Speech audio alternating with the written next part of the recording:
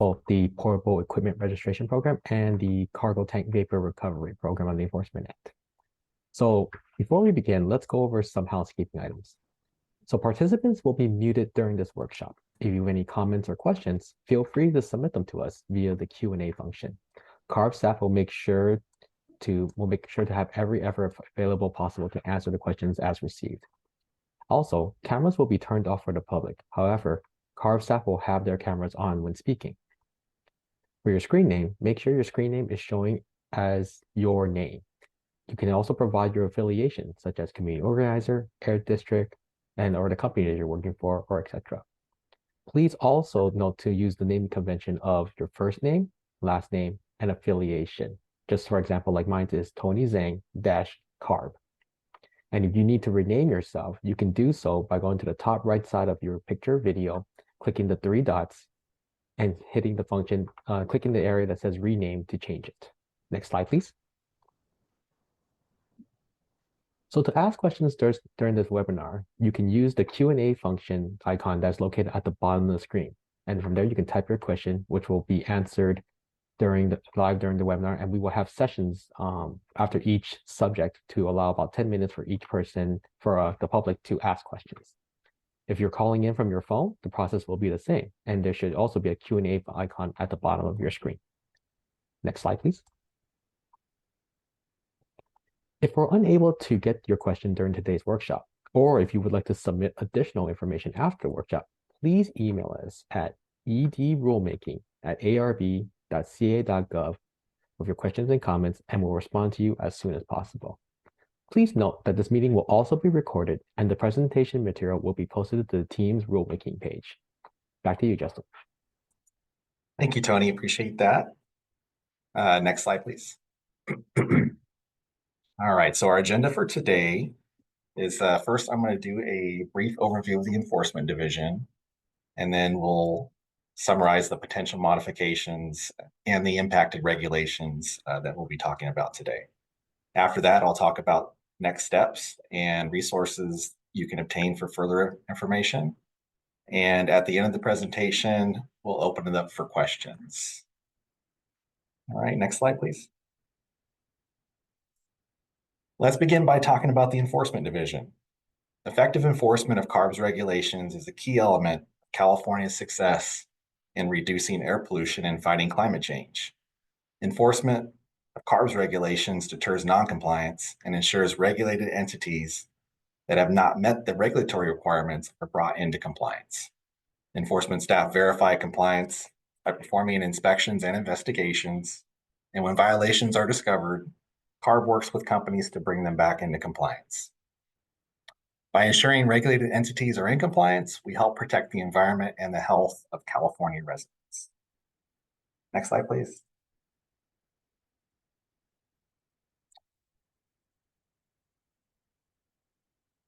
We're considering several targeted administrative regulatory modifications. This slide shows the potential benefits, but the primary reason for the changes is to improve enforceability. To accomplish this, we're looking to streamline and clarify the requirements. Since the regulations were created to achieve California's public health goals, if we improve the enforceability of the regulations, all stakeholders such as community members, regulated entities, and enforcement staff should benefit from the changes. Next slide, please. The potential modifications are the result of feedback we receive from various stakeholders and years of experience implementing and enforcing these regulations. In conjunction with CARB's Industrial Strategies Division, or ISD, and CARB's Transportation and Toxics Division, or TTD, enforcement staff identified 5 regulations, or ATCMs, which are shown on the slide, for potential changes. Next slide, please. The first area of potential modifications applies to the composite wood ATCM. The purpose of this airborne toxic control measure is to reduce formaldehyde emissions from composite wood products that consumers bring into their homes, schools, and businesses. Composite wood is made from wood particles bonded together with glue that can contain formaldehyde, which is a toxic air contaminant. Examples of composite wood products include furniture, cabinets, and flooring. Next slide, please.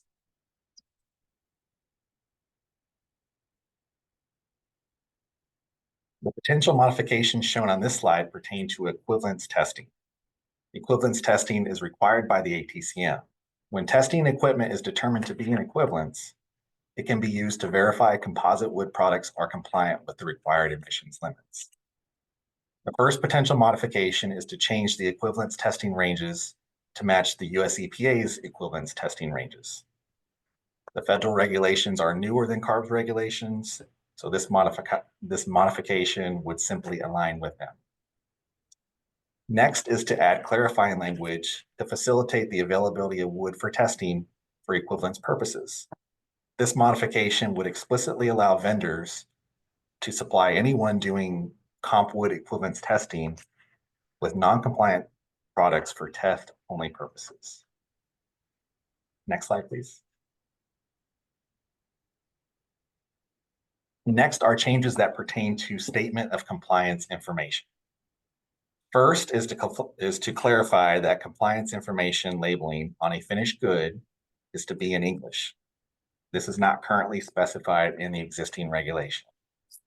Having this information consistently in English should help consumers, supply chain customers, and enforcement staff determine if a finished good is compliant.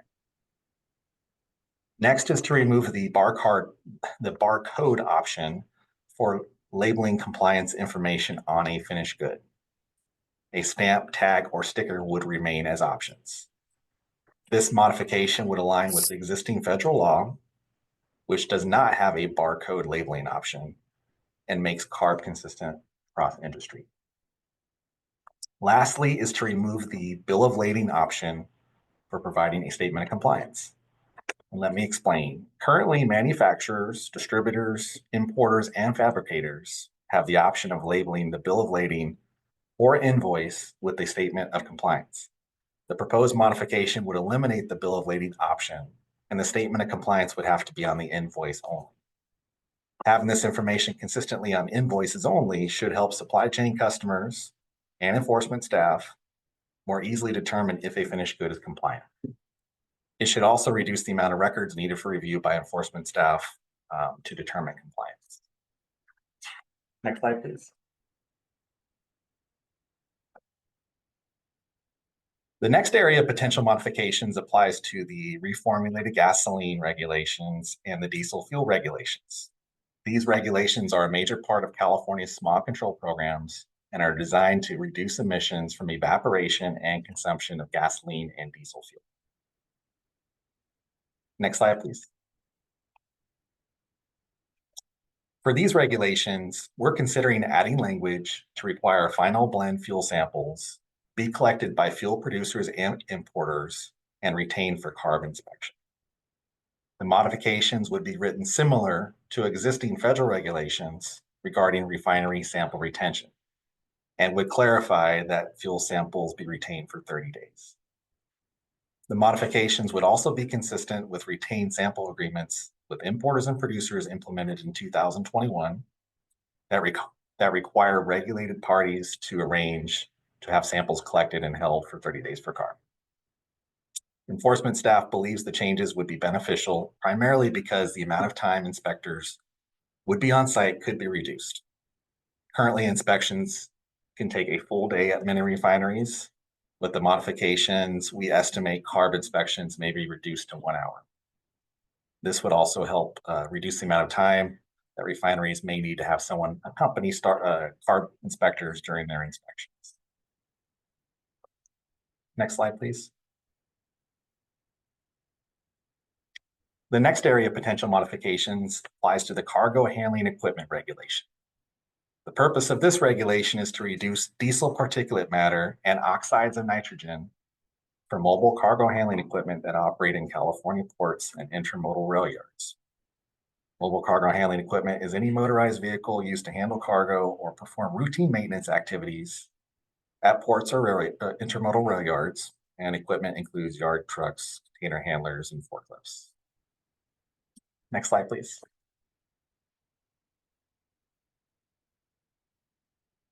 The Cargo Handling Equipment Regulation, or CHE regulation, requires annual opacity testing to detect emission control failures and ensures engines perform as designed and certified.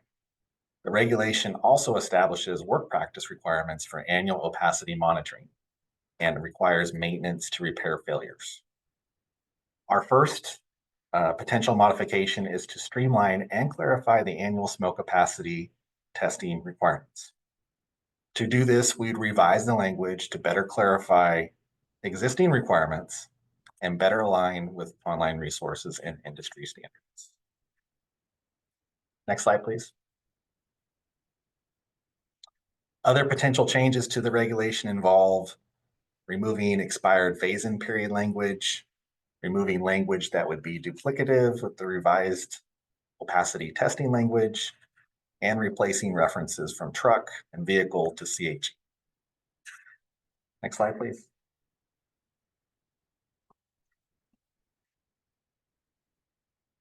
The final regulation to discuss is the PERP regulation. The PERP regulation enables owners and operators of portable engines and other types of portable equipment to register their units under a single statewide registration. Without this program, equipment owners that operate in multiple air districts would have to obtain a permit from each air district for the same piece of equipment. Examples of PERP-eligible units include concrete batch plants, rock crushers, and tactical support equipment. Next slide, please.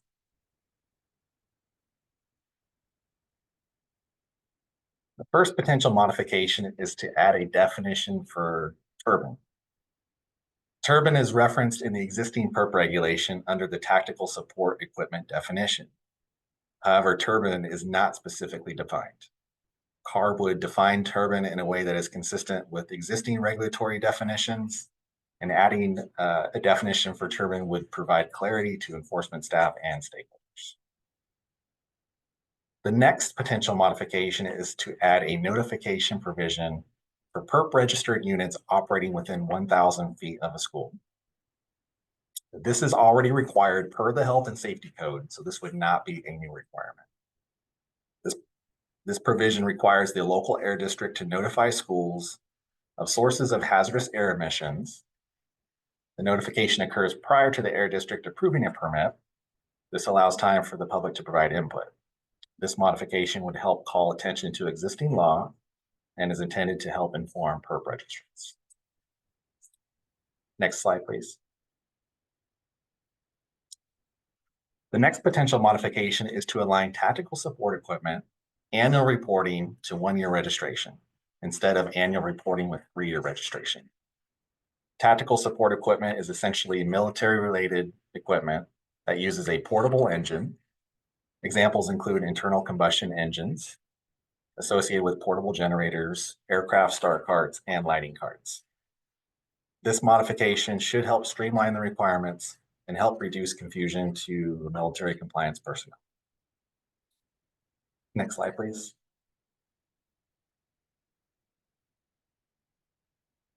The final potential modification is to clarify who could be subject to a suspension or revocation. We do this by incorporating renter, lessor, and third-party rental language into section 2463. And that's a run through of the potential modifications. Next slide, please.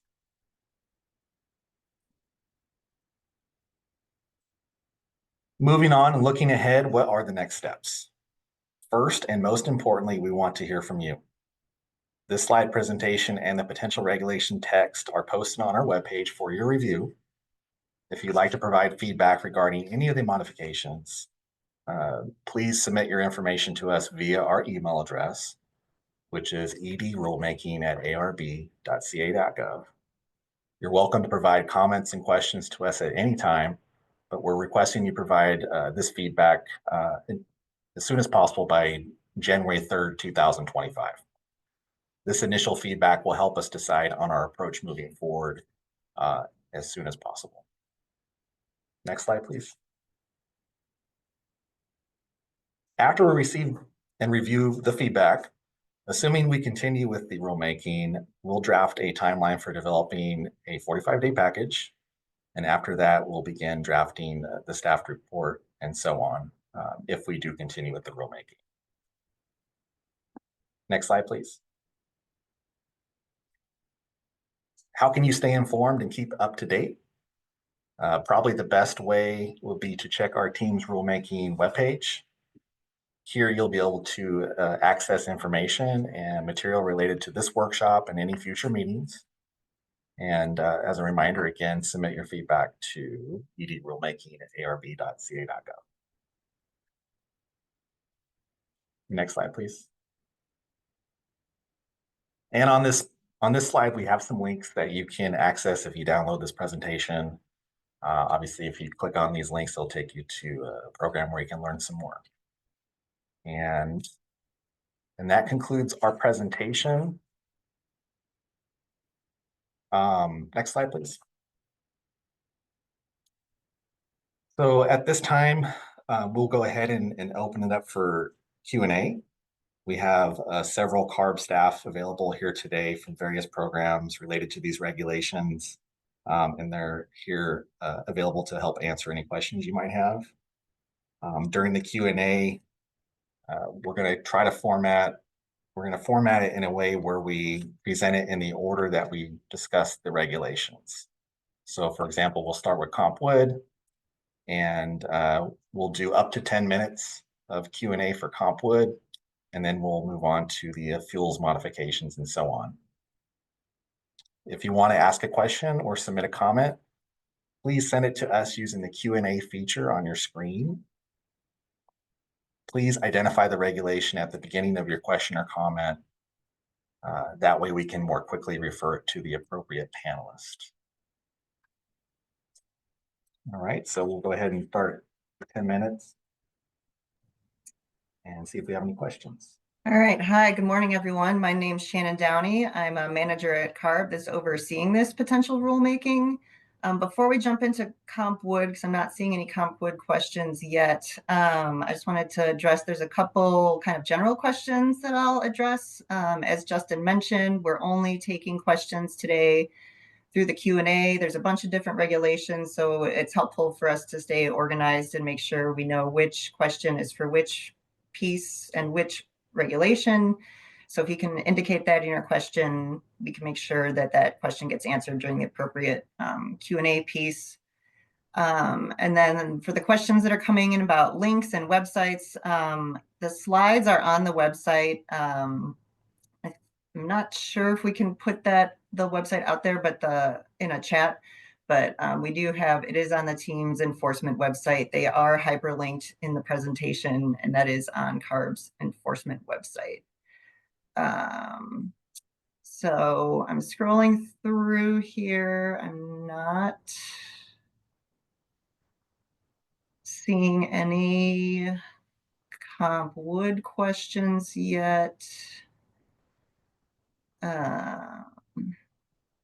Okay, so so if we can get the comp wood staff on, I do see a comp wood question.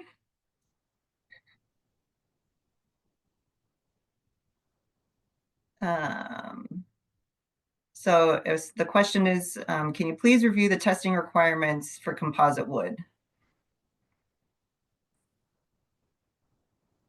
Hillary, do you want to take this one? Sure. Okay, so the amendments that that we're proposing would apply to the so the equivalent, sorry, I'm gathering my thoughts. The amendments that we're proposing are to lower the concentration ranges that are required for emissions for third-party certifier equivalence testing. These the concentration ranges are just being lowered to align with EPA's concentration ranges. So right now, the ATCM specifies that there are 2 compliance test methods to measure formaldehyde emissions from composite wood panels. Those methods are called the primary method, which is a large chamber test method, and then the secondary method in our ATCM, which is a small chamber test method.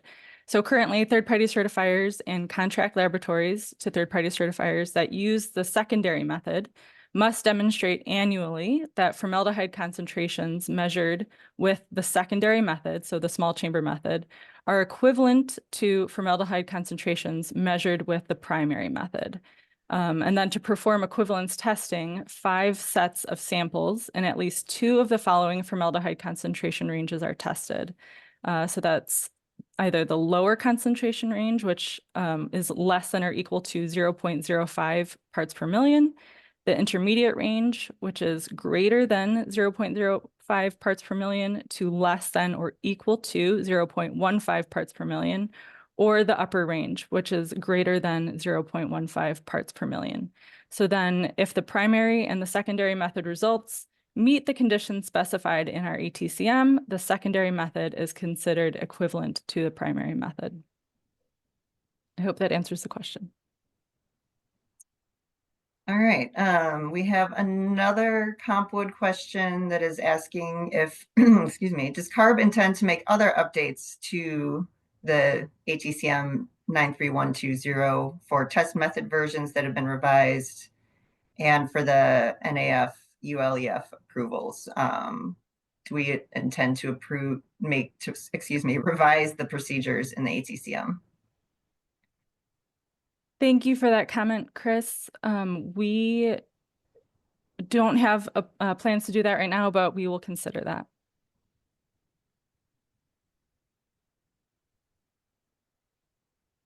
Right. I'm not seeing any more CompWood questions as I'm scrolling through here.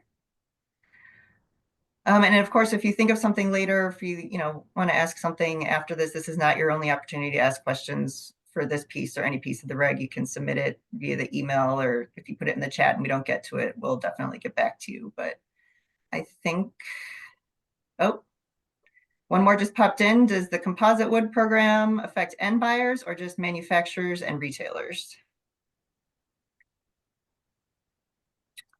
I'm not sure. Do you mean, I'm not sure what's meant by end buyers. Is that? I think they mean consumer? like consumers, I think consumers, like someone purchasing it at the store. Yes, so the composite wood program does require that finished goods made with composite wood products are labeled to indicate that they comply with our regulation. So as a consumer, that's something that you should look for when purchasing anything with composite wood in it. That indicates that it is compliant with the ATCM.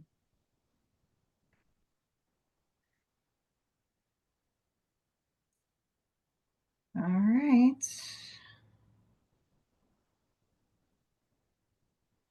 Give it one more second. And okay, I'm seeing some other questions for some other programs coming in, so maybe we can jump to the next one. Yeah, sure. Okay, we'll jump into the next slide. It should be for the fuels regulations.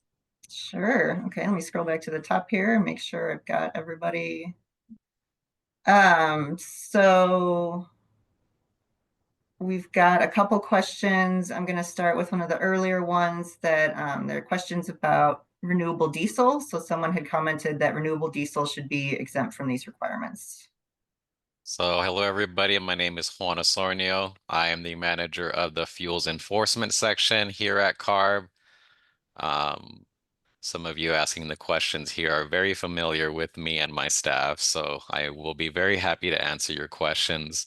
The renewable diesel question, currently, this is a targeted reg, so we are only including this requirement for California reformulated gasoline and ultra low sulfur diesel. It currently is not part of renewable diesel, only for ultra low sulfur diesel, and California reformulated gasoline. We can go on to the next question. Sure, yeah, I'm scrolling through. I think that kind of answers kind of some of these other comments about renewable diesel. Another question, are you going to streamline the gasoline regulations as CARB had proposed to do a few years ago besides this proposed change? I think there might have been another question before that. Oh, At 10:49 from Don Gilstrap oh, on will the oh, sample retention requirement replace CARB staff taking samples directly from storage tanks? The it will it we still retain the authority and the ability to conduct inspections and to sample directly from the tanks. However, we will be heavily reliant on um, uh, implementing this requirement, and we would instead be picking up most of the samples or the retained samples themselves. If we do conduct sampling from the storage tanks, it will be specific tanks, much more limited in scope than what we are normally used to, because we will have the ability to collect these other retained samples instead. Oh, Rachel? Hi, my name's Rachel Connors. I'm a branch chief in the enforcement division, and I get to work with Juan Osornio on the fuels enforcement. And I did just want to say that we think that we've been in good cooperation with our regulatory partners on working through these retain solutions here. And we do believe that this will also give us a large fuel pool that we can be sampling over. And so consistent understanding, if not even more understanding of the compliance margin for fuel specifications with this retain process, while still retaining our enforcement authority, as Juan said, to be able to go out and conduct unannounced inspections as necessary. Thank you, Juan. All right. I think we can go on to the next question. yep. Thanks for catching that other one, Juan. Yeah, the next one is, are you going to streamline the gasoline regulations that CARB had proposed to do a few years ago besides these proposed changes? So as we mentioned a little while ago, this is a targeted regulatory update. So it is very limited in scope to what we had mentioned. So it really is only specific to this retain requirement under the reformulated gas reg and the diesel low sulfur diesel reg. However, we will communicate your question to our program staff, and they can always follow up with you whether that will be something in the near future. And then we have another similar question about additional updates to the rule, and I think the same answer applies there. So we'll go to the next question, which is, will this rule be limited to operating refineries? In other words, refineries processing crude oil. So this rule will be specific or subject, or the entities that will be subject to this rule will be all refiners and all importers as well here in the state of California. All right. Next one, if this regulation is adopted, will there no longer be inspections from CARB inspectors sampling tanks at refineries or terminals? Yeah, I think we briefly touched on that earlier, that we still retain the authority. We will be relying more on these samples, because as Rachel mentioned, it will represent a larger volume and a larger data set for us than conducting individual inspections at each refiner. And then the next question is, when is the earliest this regulation would be adopted? And right now, I can just answer that one. We don't have any dates or anything. We're just soliciting feedback and concepts at this time. And then I think the next one is, our sample retainment is required for every single blend. I think there might have been a couple Okay, before yeah, that. There was yeah. if I you thought, I didn't don't. know if those were similar. So yeah, if you want Well, to. I mean, they are, but I just want to acknowledge Sure. that we've answered those. If you don't accept renewable diesel, how would you enforce receipt? And as we mentioned earlier, this is subject to mostly or specifically ultra low sulfur diesel and California reformulated gasoline. I just want to add, if it's Okay. like blended in at the service station and being sold as ultra low sulfur diesel, then of course it'll be meeting those requirements under the reg too. So if there's specific question on that, Mark, you can always email Juan Osornio, and we can talk about these details. Really happy to have that conversation, and we do appreciate these questions because it is interesting. Yeah, and you also do mention the next question is that the text does list renewable diesel, and we'll take a look at that. Thank you for pointing that out.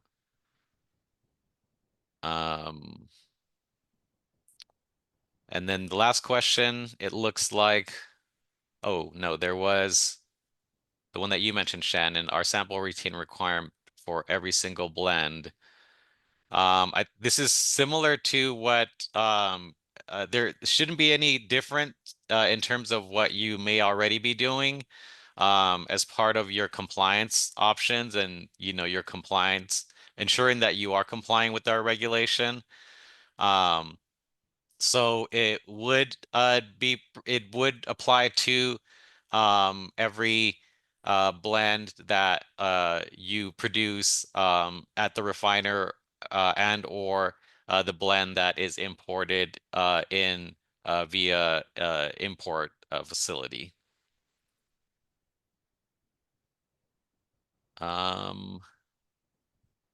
What are we on time, Shannon?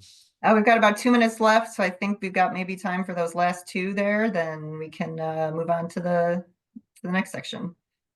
Yeah, could we have a protocol with CARB that would exempt us from this new sampling requirement? I mean, if this is again related to the renewable diesel, it shouldn't oh sorry, Rachel, I'll let you. It shouldn't be included. It would be only for ultra sulfur diesel and California reformulated gasoline. Go ahead, Rachel. Our specific concerns, we'd like to hear them with relating to the protocol or with to the sampling requirement that we're proposing. We're not intending to write this proposed or considered option here and then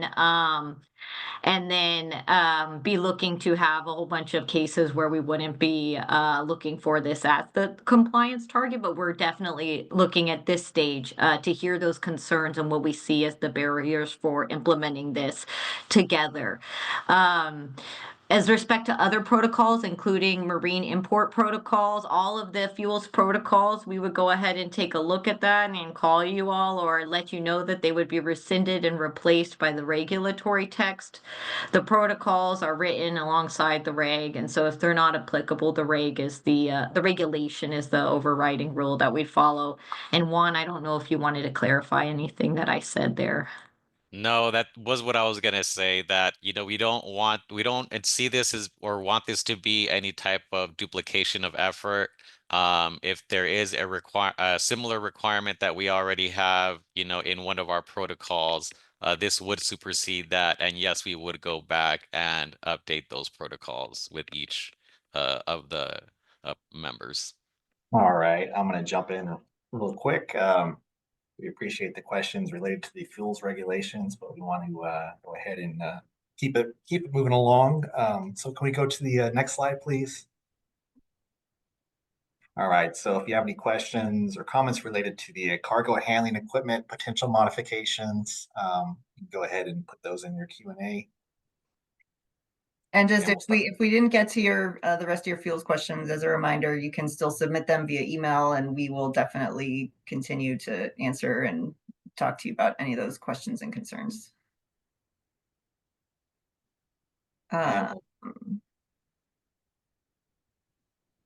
So I'm seeing another similar question that was asked in the fuels as far as an intended date. And as I mentioned, right now, we are just soliciting feedback. We don't have any dates or timelines or anything like that. I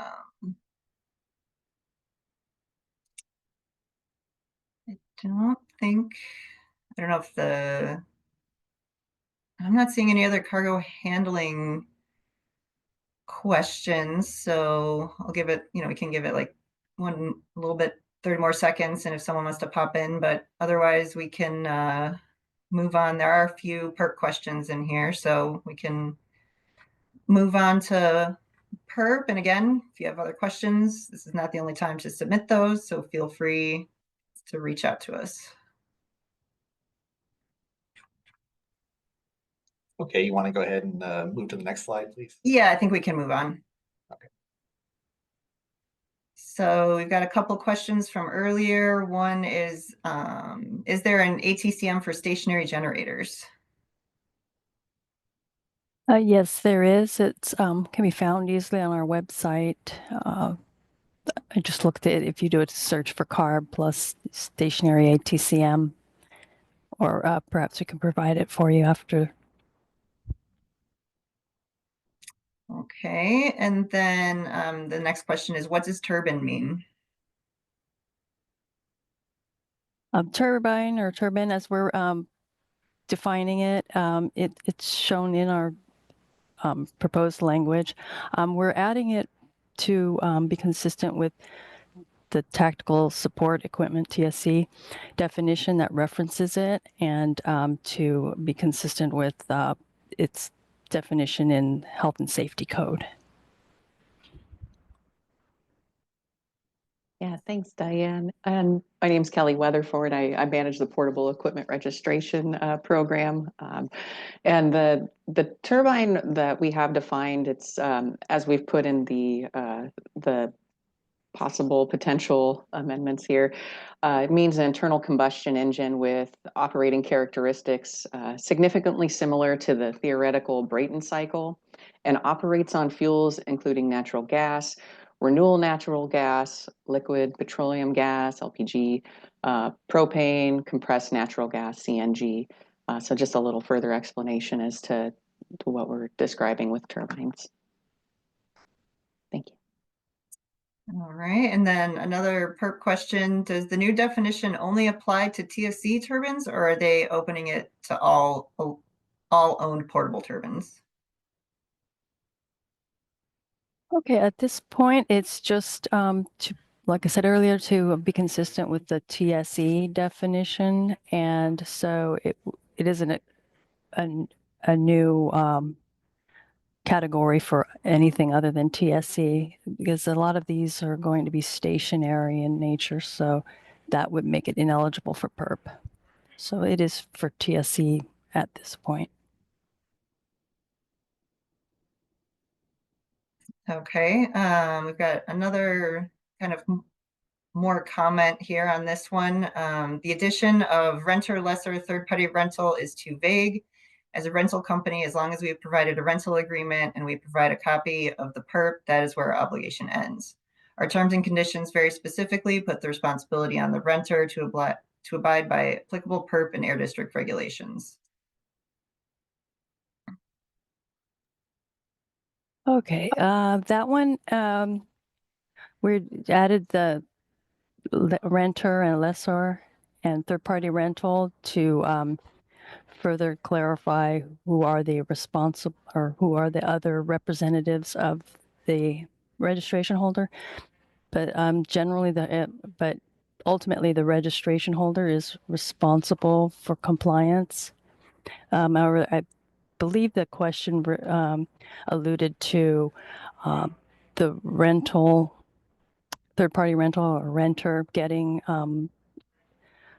documentation from the rental company saying that they are responsible to operate in a manner consistent with the registration, and that is true. There is an acknowledgement that it needs to be signed that shows that the rental company did provide the renter with the operating conditions as well as the PERP certificate. But ultimately, it is the holder of the registration that's going to be ultimately responsible. Thanks, Diane. And I think I'll expand just a slight bit more on this.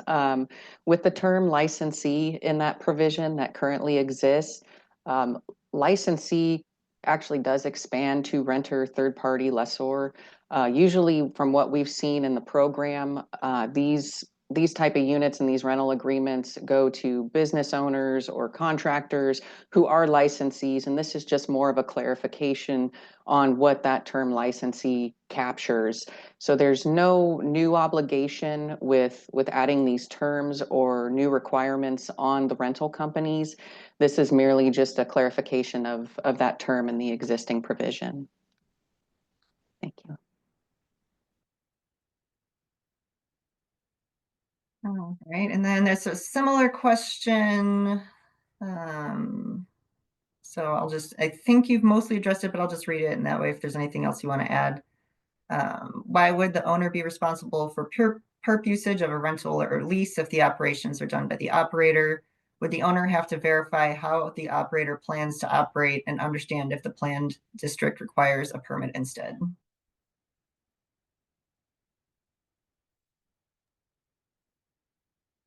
Okay. Well, it's true that you don't have to necessarily know every minute of the operation or how they're operating, but they should be operating in compliance with the operating conditions that you provide them as part of the rental agreement. And I don't know if Kelly has more to add. Yeah, thanks, Diane.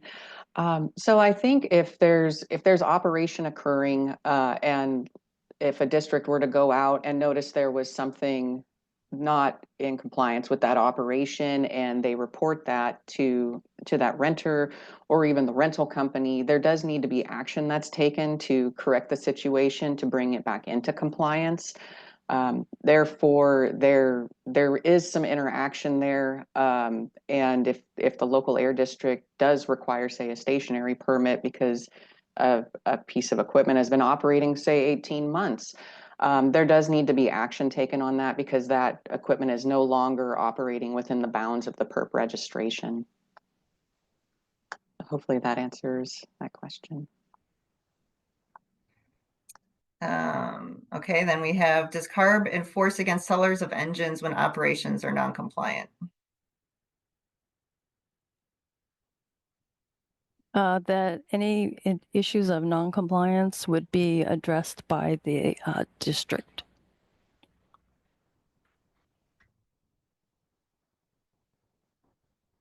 And then I don't know if Kelly, do you want to address that last one?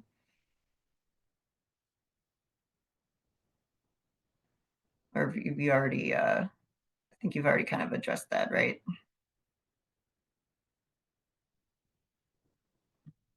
And this is the one from Harmony Gates, is that right? Okay, so yes, operating conditions given in the PERP registration documentation, but whether they're allowed is not known by the owner. These actions are for the operator. I'm not sure I fully understand that question. So the operating conditions that are handed out for the PERP registration, those are to be followed. Usually you find out if somebody's not operating properly because a district has been notified or they bring it to the attention of somebody, as the districts have the enforcement arm of the program. So I think, you know, if that operator is operating in such a way that it goes outside those bounds of the operating conditions, there could be enforcement action taken on the operator. And if the responsible official, if they're not the direct holder of that registration, that responsible official, whoever that may be, would be contacted by the local air district to help resolve that situation. All right, I think we can probably do, this is probably for the last question for PERP. We're at about our time for 10 minutes for this one. Do air districts generally take enforcement against sellers of stationary equipment when the violation is related to operations rather than equipment specifications?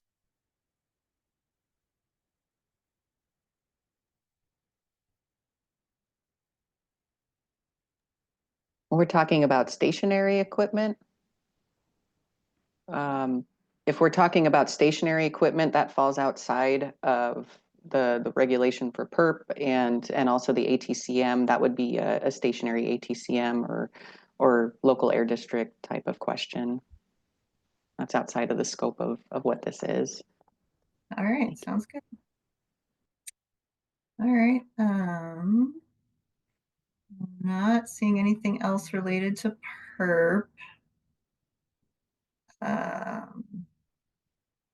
There was one cargo handling equipment question that came in, and I can just answer that one quickly because this is only for existing requirements, nothing about the upcoming ZE, and that's correct. These are only targeted administrative modifications relating to the enforcement of the current regulation. And I think I'd missed one other general question that asked about red line strikeout information, and that also is on the website with all the other information relating to the workshop. But oh, and then there were a couple questions about extending the deadline. You know, that there's nothing official extending the deadline, but you know, we can take questions after that as time allows. So I mean, we really appreciate you getting it in by the 3rd. And if you submit stuff after the 3rd, we can take that into consideration. But I'm not seeing anything else right now. And I've said it a few times and I'll say it again. This is not the only time to ask questions. Feel free to reach out after the workshop. We've got the email address. But I don't see anything else. Really appreciate everyone's questions. These were really give us some things to think about, and really appreciate you participating and engaging with us. But I'll turn it over to Justin to wrap things up. Okay, thank you, Shannon, and thank you to all the panelists who are answering those questions. Yeah, I guess if there's no more questions coming in through the Q&A, can we roll back to slide 21, please, Nicholas? Great, thank you. So yeah, just as a reminder, we have our website set up where we have this presentation is going to be recorded, so we'll post our presentation at some point. And we also have the potential regulatory text. And this is your best bet for trying to stay updated on this potential rulemaking. And then again, of course, if you have any questions after this workshop, feel free to reach out to us at the edrulemaking@arb.ca.gov email address. And preferably, we want that feedback by January 3rd, 2025. This initial feedback is going to be very important for us in terms of determining our next steps and how we move forward. So, all right. Well, thank you all very much again for joining us. Hope you have a nice day. Thank you.